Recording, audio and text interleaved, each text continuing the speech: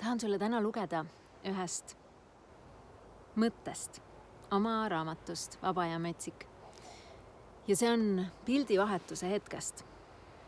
Teatris on pildivahetused ja filmides on kaadrivahetused ja elus on samamoodi sellised hetked, kui midagi muutub.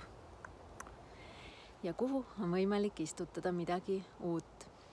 Ja minu meelest sobib see eriti hästi aastavahetuse aega, aga tegelikult igasse aega.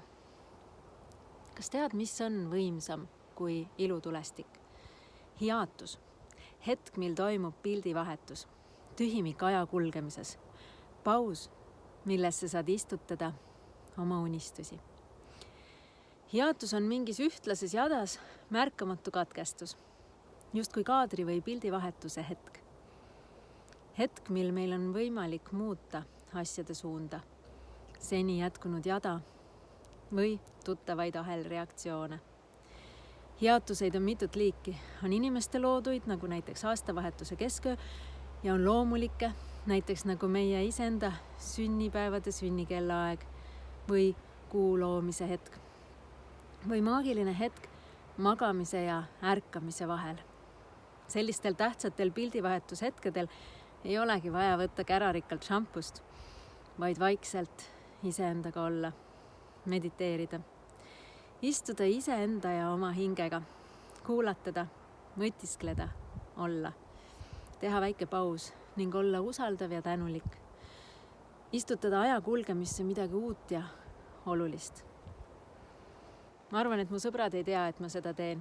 Et ma sünnihetkel või uusaasta ööl täpselt kell 00 olen kadunud, võttes endale mediteerimise ja võlumise aega. Minu meelest lähevad sellesse hetke istutatud unistused, ideed ja eesmärgid täide.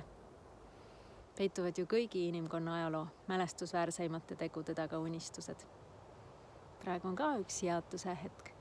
Lugu lõpeb ja sinu mingi lugu algab. Mina olen Merit Raju.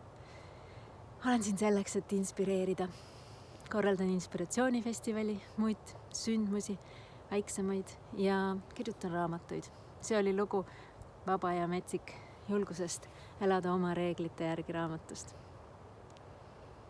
Kõige mõnusamat aasta lõppu sulle ja imelist hetke iseenda ja oma kallitega, et need unistused, mis sul on, saaksid istutatud sellesse pildivahetuse hetke, kus tuleb järgmine aasta.